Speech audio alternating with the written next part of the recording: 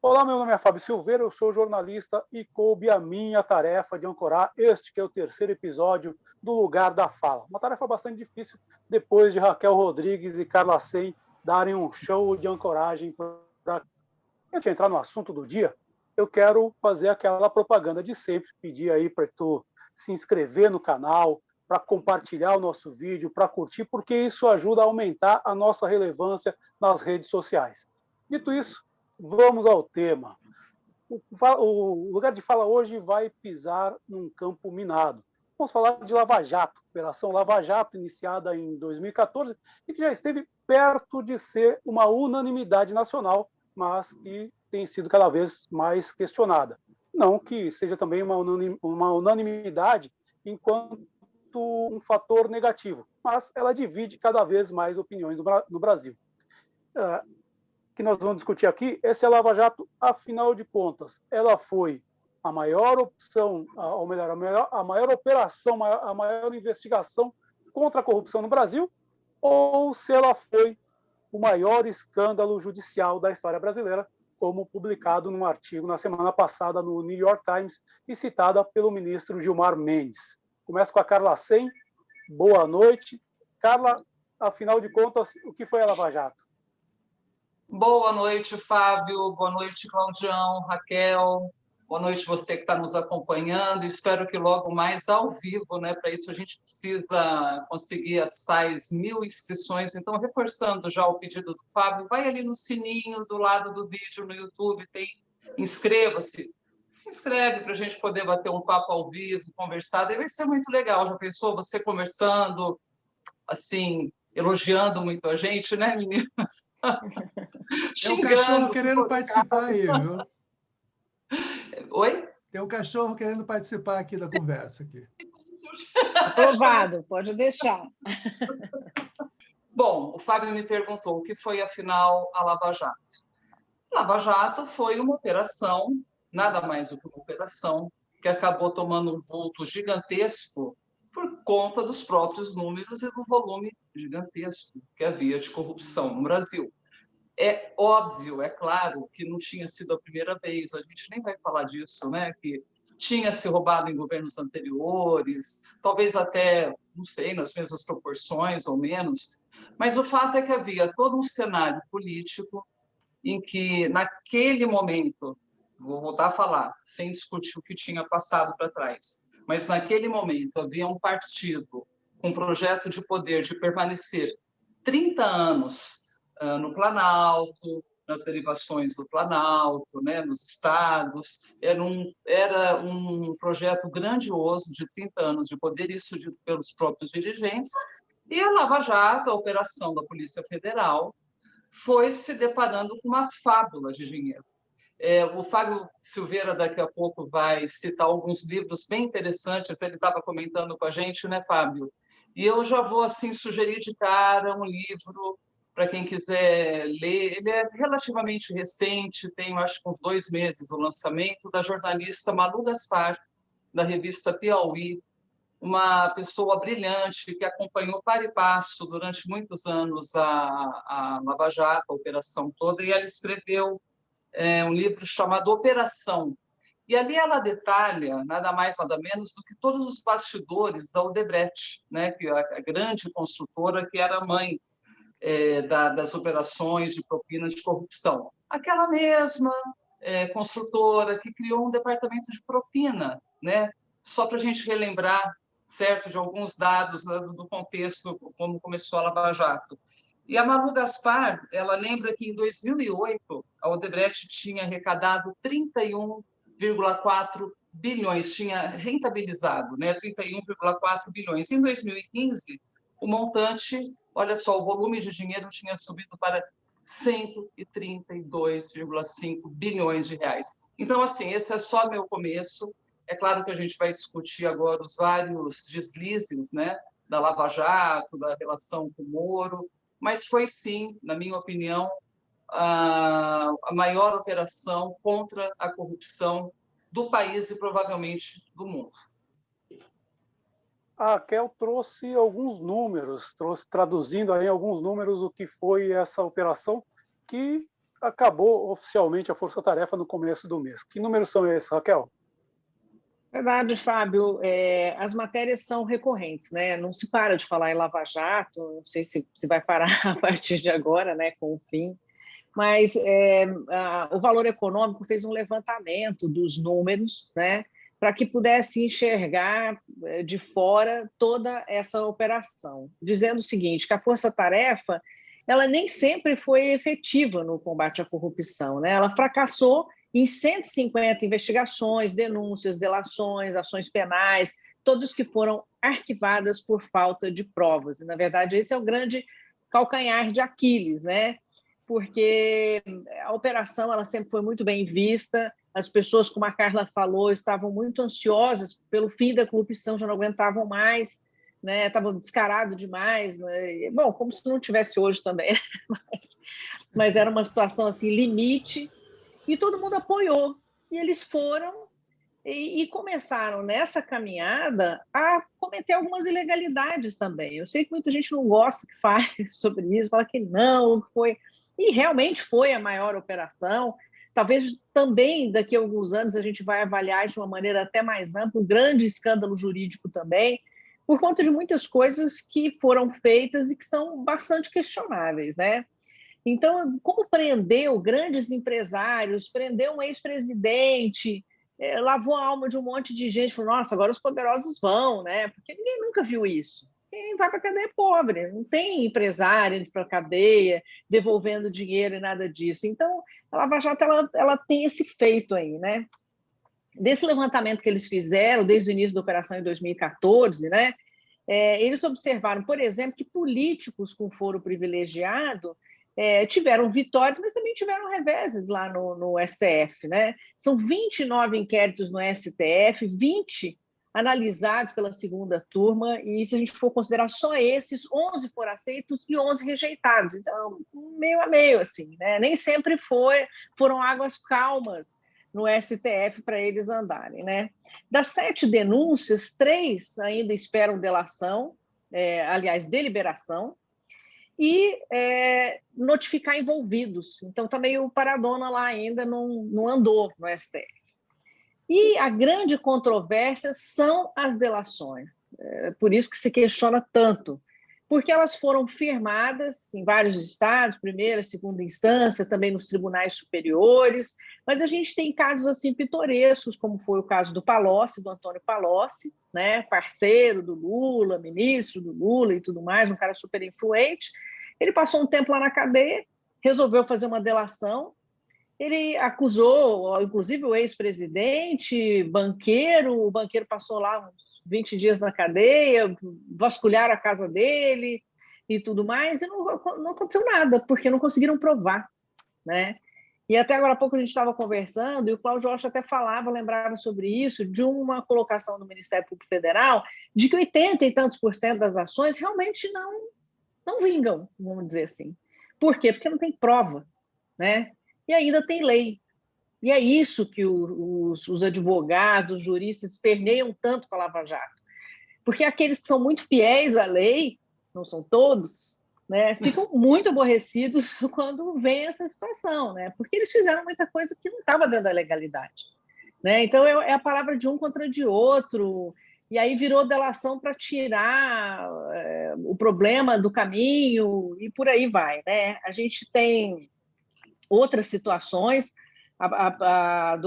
além do Palocci, né, tem do Delcídio, a gente tem a questão também do Sérgio Machado, da Transpetro, e tantos outros aí que ajudaram a fazer um calhamaço de denúncias muito preocupantes, né? E a alegação sempre foi, não acolheu a ação por indícios fortes de não ter documentação suficiente. Então, não era possível fazer essa acusação. Então, e também não dá para generalizar os ministros do STF. O mesmo Fachin que foi lá e falou, não, vai Palocci, depois, ele, no caso do Delcídio, ele falou, não, peraí, aí não está certo, não tem prova, não vai prender. Então, ficou nessa balança também, né? Um falava uma coisa, em outra ação era outra, né? E eu acho que o grande desafio aí da Lava Jato foi realmente esse, né? De oscilar entre a legalidade e também a ilegalidade. Sabe que, falando em delações premiadas, eu, há alguns anos, acho que de 2018, 2019, trabalhando na TV, eu fui acompanhar uma palestra do Dallagnol aqui em Londrina. Aliás, não recomendo, achei bem fraco. Mas, enfim, fecha parênteses. E na coletiva eu perguntei para ele um nome que era bastante delicado, Rodrigo Tacla Duran. Foi um cara que, inclusive, foi ouvido pelo Congresso falando sobre essa questão das delações. Alguns advogados assumiam as delações premiadas, enfim, ele levantava lá uma série de suspeitas que nunca foram, enfim, investigadas a fundo. Mas, enfim, a Lava Jato, uma das coisas é que ela teve ali um papel importante na resolução da eleição de 2018. Mas também pode ter influência na eleição de 2022, Claudião? Como é que é isso? Boa noite. Boa noite, boa noite. Vou dar um pitaco aqui também, o que eu achei dessa Lava Jato, tá? Como meio que tudo no Brasil, começa com grandes e boas intenções e acaba numa zoeira danada, gente querendo se dar bem, um horror. E foi mais ou menos isso, né, esse processo da Lava Jato. Sim, foi a maior operação contra a corrupção no Brasil, isso sem dúvida. Realmente foi uma operação que colocou, por exemplo, o Marcelo Odebrecht na cadeia, que era o príncipe das grandes empreiteiras, não só do Brasil, mas do mundo, eles atuam no mundo inteiro. Quem imaginaria que um cara com esse poder, com esse dinheiro, seria preso? Por outro lado, apesar das boas intenções da operação toda, ficou muito evidente que houve muita forçada de lastiquinho para se chegar ao objetivo. Ou seja, quando a coisa está ruim, inventa-se, dá um jeito, atropela a própria lei para se chegar ao objetivo. É o famoso, né? Os fins justificam os meios, e não pode. Na lei não pode isso acontecer. Eu me lembro muito bem, eu estava na praia de férias, e chegando da praia, liguei a televisão e estava entrando uma matéria no noticiário dizendo o seguinte, que a justiça, que o Sérgio Moro havia vazado uma conversa do Lula com a então presidente Dilma, e essa conversa acabou, na verdade, impedindo que o Lula se transformasse em ministro e conseguisse foro privilegiado. Naquele momento, eu até brinquei com a Célia, eu falei, Célia, para quem não sabe, é a minha mulher. Eu falei, Célia, mais uma vez o Moro deu um tombo na lei para poder atingir um objetivo, que era não deixar o Lula ser ministro, né? Na verdade, houve muita discussão naquele momento se um juiz de primeiro grau tinha autoridade para liberar áudios gravados, um pedaço do áudio gravado de forma autorizada pela justiça e o restante do áudio não autorizado, ele vazou isso daí para a mídia, e era um áudio de uma presidente da República.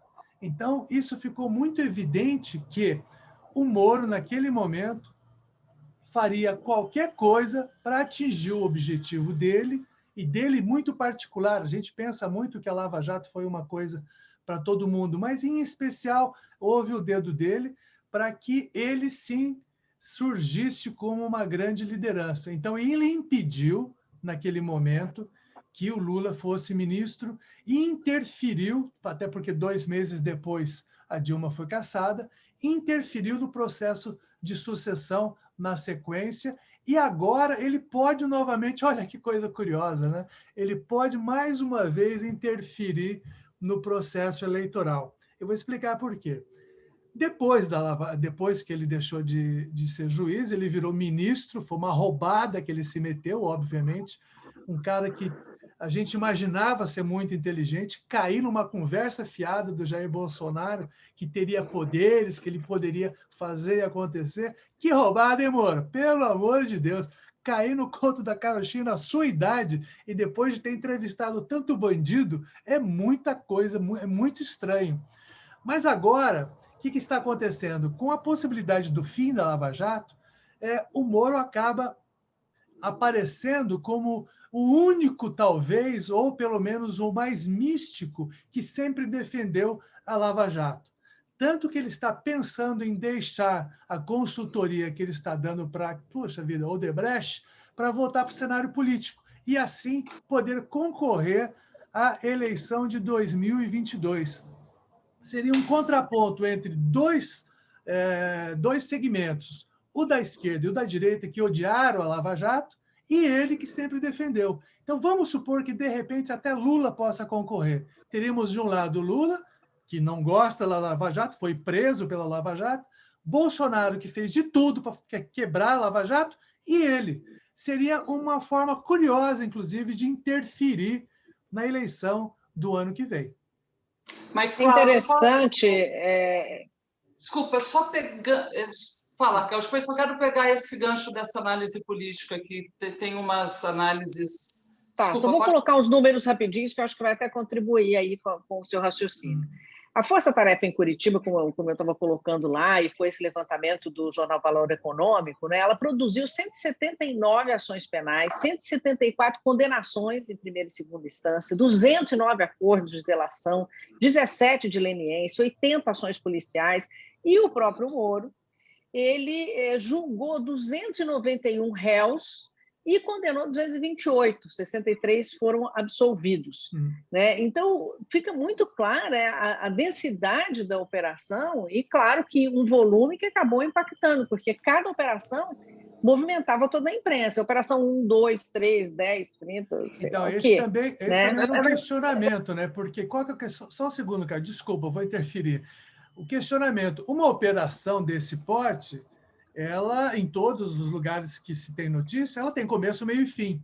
E essa parece meio interminável. Tudo bem, a corrupção no Brasil é uma coisa endêmica, mas o problema de ela não terminar nunca cria um novo problema. Por quê? Os personagens que estão na Lava Jato, que participam da Lava Jato, promotores, juízes, eles acabam ganhando uma notoriedade e um poder muito acima da média dos outros juízes, dos outros promotores e etc. e tal, porque o foco está todo em cima deles. O que acontece quando isso fica muito evidente? Eles passam a influenciar a opinião pública, que pressiona e dão mais poder, entendeu? E é um círculo vicioso que não para. Carla, por favor, fale, porque senão eu não paro de falar. Obrigada. Não, eu ia direto na política, mas só para colocar que a Raquel acabou. A Raquel colocou alguns números, então só falar também que de 2015 a 2020 foram homologadas pelo STF 120 delações premiadas. Então, claro, houve com certeza forçada de barra, velastiquinho, como disse o Cláudio, né? Mas houve também, e principalmente a gente não pode esquecer que já foram devolvidos ao erário público 956 milhões de reais, 1 bilhão de reais, parte desse dinheiro veio até para o Paraná já, né?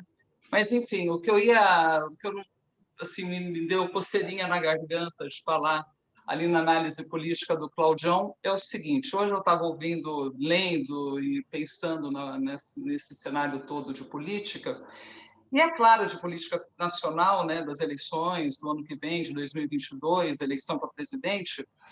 E é claro, é óbvio que o senhor Jair Bolsonaro e os asseclas e o Aras, o procurador-geral da República, né, e toda essa movimentação do STF para pôr fim agora na Lava Jato, colocou fim na semana passada, é claro que pegando o Cláudio, então, a análise política novamente, é claro que é um escolher as peças com quem você quer jogar, né? Porque isso tem muito em eleição, a gente sabe disso. Quando a campanha vai se aproximando, quem está mais forte? E nesse caso, obviamente, até o momento, né? Não estou fazendo julgamento se é bom, se é mal, se está indo bem, mas até o momento é o presidente Jair Bolsonaro, porque está com a faca, o queijo, a máquina na mão, porque ainda tem um rescaldo grande nas pesquisas e porque, enfim, o público dele é muito fiel ao que até agora as pesquisas estão indicando. Mas, enfim, vamos só fazer o seguinte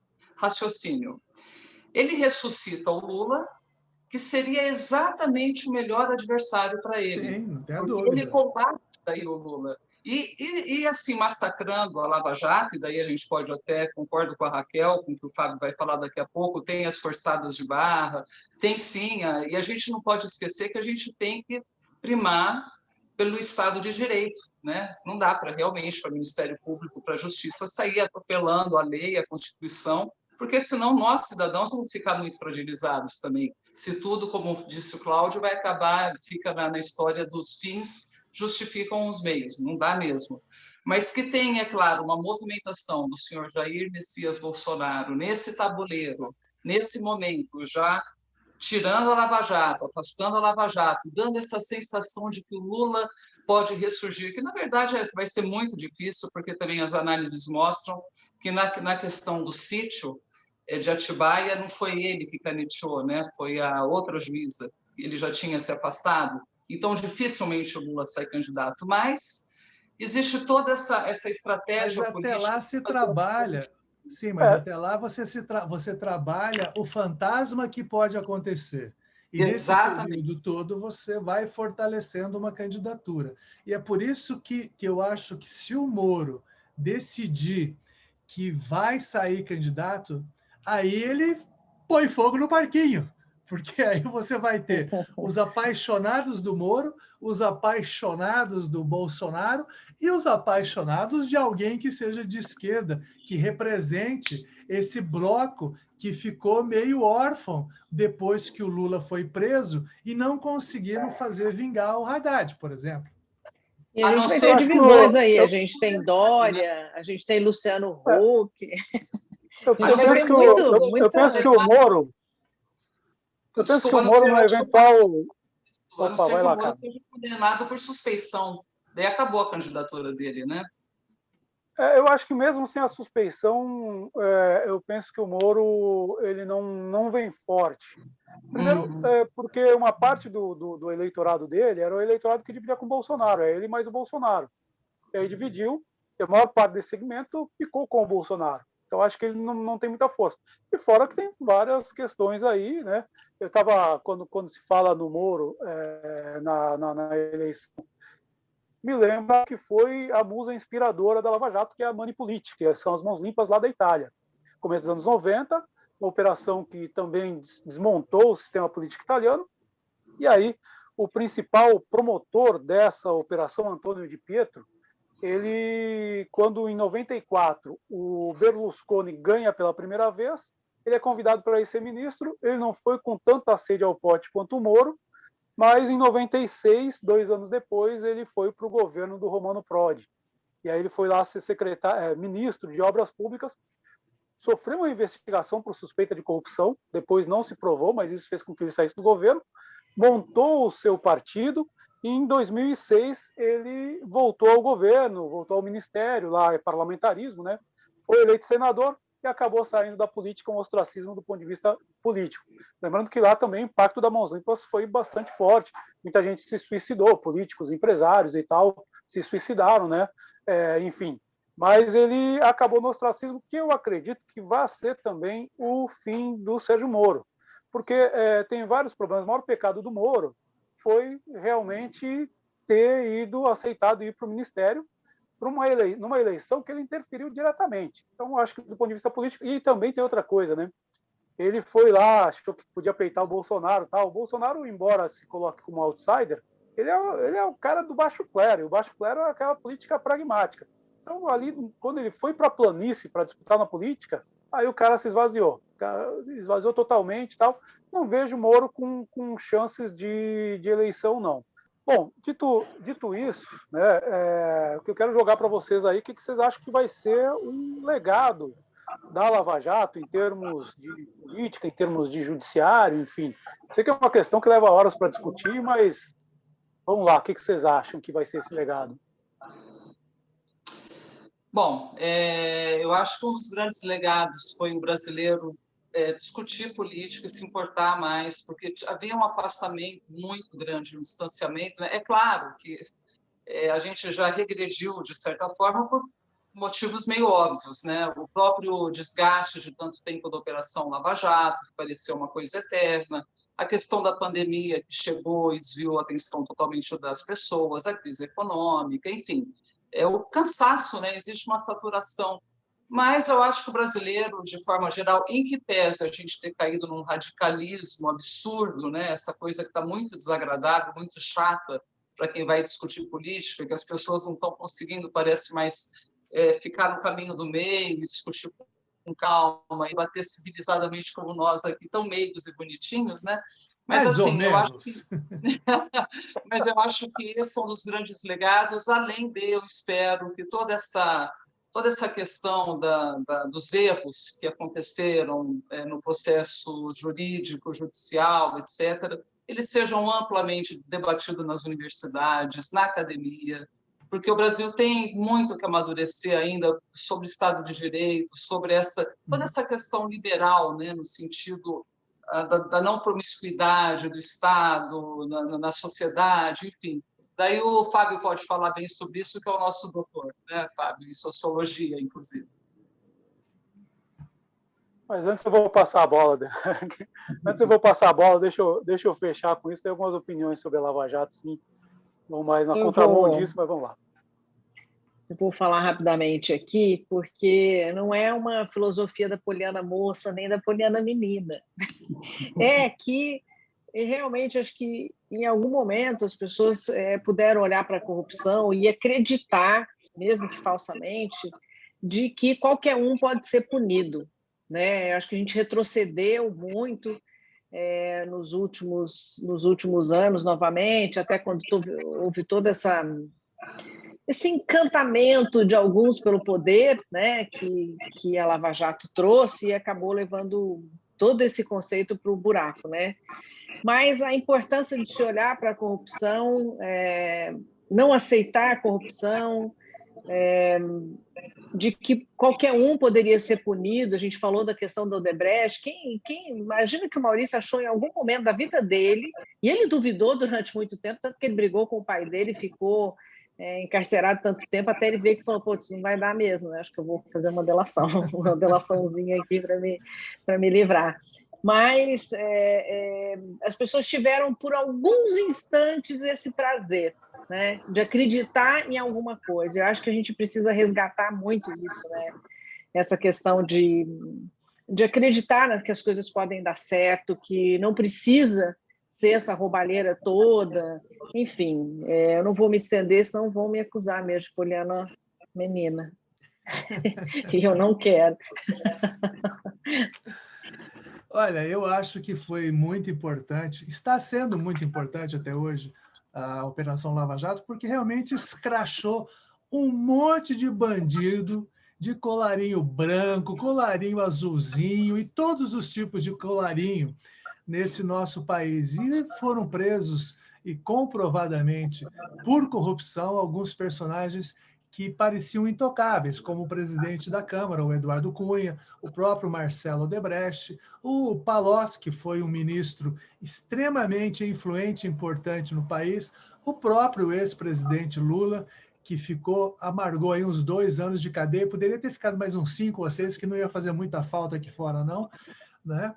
Mas houve realmente um problema muito sério, que foi a forma como o processo foi conduzido. Para quem gosta de bastidores, o livro das Suspeições, que é uma coletânea de artigos de vários juristas brasileiros, que foi organizada pelo Lênio Streck e o Marco Aurélio de Carvalho, esse livro mostra um monte de juristas muito conceituados, analisando várias etapas e vários processos que aconteceram dentro da Lava Jato, e mostrando claramente que houve muita condução por parte da Justiça, por parte, em especial, do Moro, para que se chegasse ao fim que ele desejava. Só que a Justiça não pode ser assim. Porque imagina, um Zé Ruela igual eu, um pé rapado, vai entrar numa dividida dessa, é óbvio que eu não vou conseguir ganhar, porque eu não tenho um poder suficiente para entrar em choque com uma justiça que é seletiva, né? O que a gente espera é que essa Lava Jato ela tenha mostrado para todo mundo que sim, a corrupção é violenta no Brasil e a gente precisa dar uma reduzida absurdamente, mas que também é necessário se fazer a coisa de uma forma correta. né? Para que seja realmente justiça e não uma pataquada que daqui a um tempo vai virar piada do mundo, né? Aliás, já está virando piada do mundo, porque várias decisões estão sendo questionadas. Cláudio, você até Eu penso que colocou aí, até fazer uma correção aqui, eu falei do Maurício Odebrecht, é Marcelo, Maurício é o irmão dele, né? Mas você já até corrigiu aí. Bom, eu penso que o problema da Lava Jato, ela era promissora no começo, eu acredito que era. A gente tem uma estrutura de corrupção no Brasil que é incrível, né? Porque, por exemplo, o Marcos Valério, que era o operador do mensalão do PT, era o operador do mensalão do PSDB, né?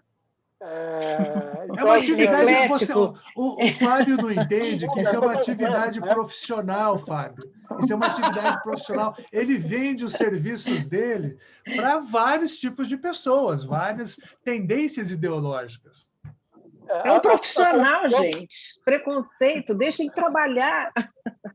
a corrupção e os esquemas de corrupção no Brasil, esses esquemas de poder, eles são total flex, né? Basta ver o que é o Centrão, que a gente já falou aqui bastante também num dos programas passados, né? Mas, enfim, o problema, a meu ver, foi a seletividade. E isso aparece nos áudios da Vaza Jato, quando não vou mexer com o Fernando Henrique porque vai milindrar aliado, tal. Então, assim, tinha situações que eles poderiam ter avançado e aí ganhar uma credibilidade para combater efetivamente. Eu lembro que em 2015 ou 14, 15, eu lembro de a Gazeta do Povo deu uma matéria de eu não lembro agora o nome do cara que foi depor, né? E ele falou assim, tem um tucano de Londrina que está no meio do rolo e nunca mais se tocou nesse assunto. Então, assim, aliás, até Fábio, citar aqui, posso fazer? A gente está se esquecendo de uma coisa genial, né? A Lava Jato começou aqui em Londrina, gente. Né? A gente esqueceu de mencionar isso. Não só porque o Doleiro, que armou todo o esquema, que construiu junto com o deputado Zé Janine, era daqui, porque a gente tinha muitas lideranças do Partido dos Trabalhadores aqui também. Enfim, Londrina acabou sendo um epicentro, não só da organização financeira e contábil, do esquema da roubalheira, da corrupção, como da investigação, né, que começou aqui em Londrina mesmo, só que o cara foi preso lá no Maranhão, né? Isso, quem começou a te puxar o fio da meada foi o delegado da Polícia Federal, Gerson Machado, que hoje vive em Portugal. E passou mais uma moto aqui, que toda hora passa a moto aqui do lado da minha casa. Mas sabe que eu conversei com o Gerson Machado, fiz uma entrevista com ele, e inclusive ele até mudou totalmente o propósito da vida dele a partir disso, porque ele foi extremamente perseguido, ele teve muitos problemas, por isso que ele não deu continuidade. Ele começou tudo, ele apontou tudo, mas ele sofreu uma grande pressão, né? Eles aposentaram ele compulsoriamente, então tem muito bastidor aí que a gente nem imagina. Eu vou indicar depois algumas coisas aqui, mas o Gerson Machado ele aparece numa entrevista concedida ao Luiz Nassif, que lançou na semana passada um documentário junto com o Marcelo Auler, né, que também repórter, passou por vários veículos da grande imprensa, sobre o Moro como juiz. E aí ele conta nesse documentário que ele questionou o fato de o Youssef não estar cumprindo ali o acordo de delação ainda lá do Banestado, e estava solto. E aí, enfim, tem uma série de problemas. O que eu acho, voltando ao meu raciocínio, o que eu acho é que a seletividade acabou sendo um problema e ela está muito bem exposta aí com a Vaza Jato, que eu acho que, para mim, foi o grande acontecimento do jornalismo brasileiro aí nos últimos anos. Outro ponto que eu questiono, que eu acho problemático, é o seguinte: a Lava Jato também acabou, na hora de jogar a água suja do banho fora, jogou o bebê e a bacia junto, na questão econômica. Porque, por exemplo, empresas alemãs, a Siemens, a Volks, tiveram escândalos de corrupção e elas foram tratadas ali quem de direito, quem tinha responsabilidade. Mas não se foi para cima da empresa, destruindo um patrimônio ali, empregos, etc. Né? Nós tínhamos uma indústria pesada de construção civil, que inclusive tinha obras fora do Brasil, e aí poderia ter ido para cima do Marcelo Odebrecht, do Emílio Odebrecht, que aliás não foram, né? Mas, Fábio, aqui no Brasil, cima dos caras, não das empresas. O problema é que aqui o Odebrecht e o governo se misturaram, viraram um ente só, né? É diferente de uma Volkswagen no governo alemão, não dá para comparar, né?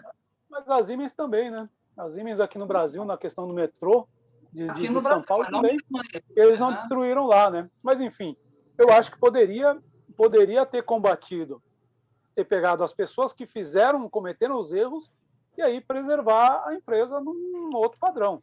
O fato é que tanto de empregos que se perdeu, a capacidade da construção civil que se perdeu, acho que isso trouxe prejuízos muito grandes para a economia brasileira, milhões de empregos perdidos. E aí eu acho que o remédio acabou matando o paciente junto, né? Cloroquinaram os caras. E aí eu acho que esse é o. Acho que talvez o É o problema que a gente enfrenta no Brasil é o seguinte, que a empresa ela não é corrupta. Né? Uma empresa, o ente empresa não é corrupto.